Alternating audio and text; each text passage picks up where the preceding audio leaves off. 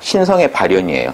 측은지심이 우리 안에 있는 하나님이고 사랑인데 우주를 둘러보지 않는 게 사랑인데요. 사랑의 발현이 측은지심으로 나타나듯이 하나님은 모든 걸 알고 있기 때문에 그게 가끔 이 에고한테 뭐로 발현되냐면 맞다라는 확신을 주기도 하고 그건 확실히 아니다라는, 아직 조사를 안 해봤는데 아니라고 하기도 하고요. 또 실제 조사해봤던 역시 또 조사를 다 해보고 났는데 너무 조사가 설명이 그럴싸한데도 내면에서는 이건 아니다 하는 또 어떤 울림이 있기 쉬운데, 그런 경우는 우리 양지의 작용입니다. 그래서 정의입신이 가능한 이유가요, 우리가 어떤 한 원리들을 이게 정확한지, 상수가 정확한지, 의리가 정확한지에서 갖다 대보면 에고가요, 영을 설득하는 작업이에요. 공부라는 건, 추리라는 건. 그래서 이렇게 우리가 지금 이 책을 하나 읽어가면은 우리 영한테 제가 얘기하는 겁니다. 요건 이렇고요, 이건 이런 것 같아요. 근데 영이요, 맞다라고 말이 안 떨어지면요, 의심이 납니다. 뭔가 빠진 게 있는 것 같고 내 설명에 내가 납득이 안 돼요. 본인을 납득시키는 게 결국 지의 과정입니다. 내가 나를 납득시켜야 돼요.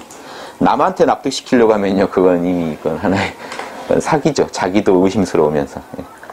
그거는 사기고, 내 내면을 진지하게 납득시키는 과정이 추리의 과정입니다. 그래서 추리가 정밀해지면요, 신령의 경지에 들어간다는 게, 맞다가 자꾸 나오기 시작하면요, 그 양반은 이제 하나님과 하나가 되는 경지에 나아갑니다. 너무 맞는 게 많아져 버리니까 하나님의 뜻이 그대로 읽어지는 단계까지 가요. 예, 이렇게 해서 원래 이게 유교의 이제 본법이에요. 이걸 하학이라 그러죠. 하학.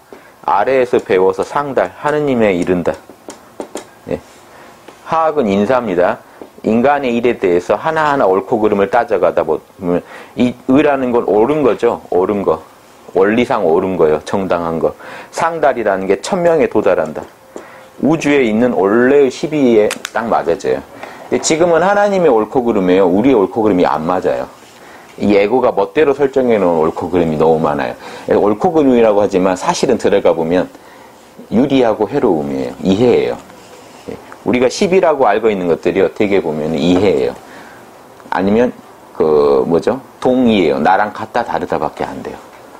그래서 우리가 남들 칭찬하면서 저 사람은 의식이 깨어있고 참 바른 말만 해 하는데 그 대부분 진짜 바른 말일까요? 그러니까 하나님이 듣기에도 바른 말일까요? 그래서 실제 조사해보면 그냥 나랑 생각이 같다 정도예요. 거기서 그게 정밀한다는 겁니다. 이 정밀하다는 뜻을 잘 이해하시면요, 요 느낌이 더 사는데요. 정의 반대가 조잡하다는 거죠. 예. 조잡한 것들이 떨어져 나가면서 정밀해지면요, 내가 옳다라고 여기는 개념들이 점점 정밀해져 가게 된다면 반드시 신의 경지에 도달한다. 그러니까 우리가 한편으로는 무사야 무의야, 에고가 영과 하나가 되려고 노력해야 되고요. 주역을 공부하시려면 한편으로는 개념을 정말 의심 없는 것까지 밀고 들어가 봐야 됩니다. 그래서 정밀하게 만들어야 돼요. 내 개념이 과연 정밀한가? 내가 옳다고 여기는 것들이 진짜 그런가를, 이걸 계속 요즘 스마트폰이나 컴퓨터 이렇게 프로그램들 업데이트 하듯이 계속 업데이트 해가야 됩니다.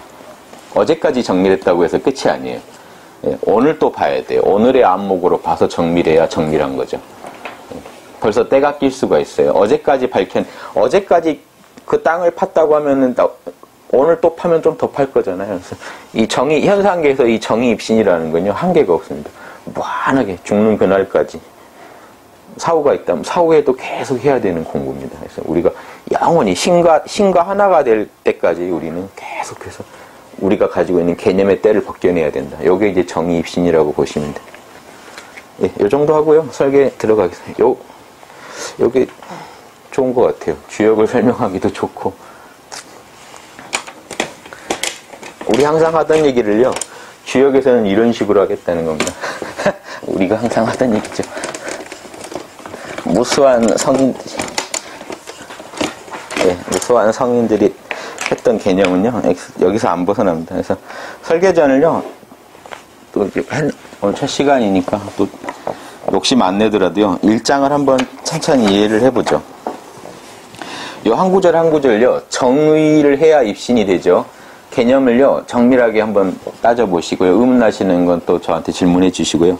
옛날 성인이 역을 지을 때, 그죠? 옛날 석자에 성인지 자격하야라. 성인이 역을 지었는데, 신명을 은밀히 도왔다. 유찬어 신명이라는, 신명은 하나님입니다. 신명은 또 누군가 하지 마시고요. 천신지명입니다.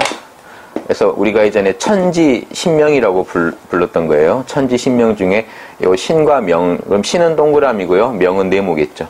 그럼 이해되시죠? 이 신명이라는 게 어떤 존재냐면요.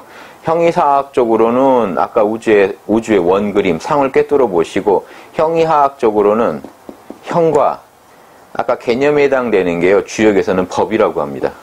제가 이 상법, 형 요 세 가지는 늘 말씀 많이 드렸던 건데요. 요 구조도 이제 한번 이해해 두세요. 원 그림이 있고요. 우주에는 제가 이제 자주 드렸던 말씀인데 이 법은 과학의 영역이죠. 과학자들이 형이하학의 영역이기 때문에 과학자들이 연구한 영역이고 여긴 철학의 영역입니다. 상은 눈에 안 보이는 그림이라서요. 그래서 근데 보세요. 우주에 떨어진 물건들은 수렴하는 에너지 요 권괴라는 그림을 그려놓고요. 요게 우리가 흔히 아는 걸로는 이 중력 만유인력의 법칙으로 나타납니다. 떨어진 두 물건을 서로 붙더라. 붙는 형체와 떨어진 물건은요, 반드시 둘이 붙게 되는 이 법칙, 법칙까지 우리가 발견 가능하죠.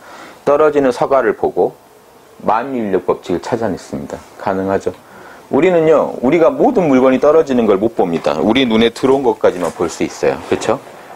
그래서 형은 구체적, 개별 구체적이고 법은 보편 추상적입니다. 대보편적이에요.